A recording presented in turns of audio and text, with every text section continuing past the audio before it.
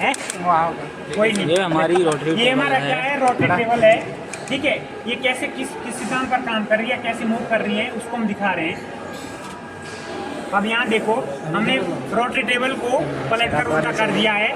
इसमें हमारा क्या है, ये तो इस पर भी गियर कटे हुए हैं। यदि आप जूम से करके देखोगे तो इसमें क्या है, यहाँ देखो गियर टीथ कटे हुए हैं इसमें। तो इसको बोलते हैं, हम क्या बोलते हैं, वर्म। हमारा क्या है, ये वर्म व्हील है ये वाला भाग।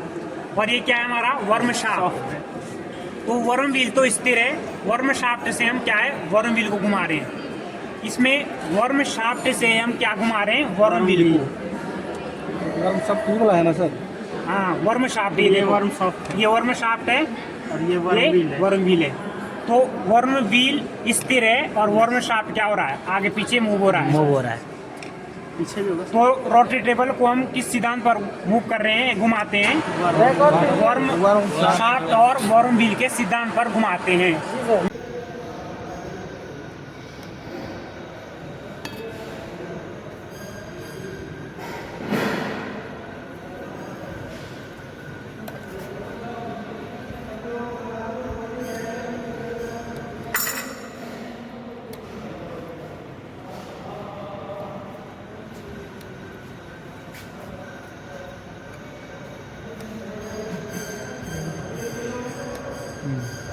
ठीक है ना? हाँ सर, अब सही होगी। टाइट कर दो, बस सही होगी।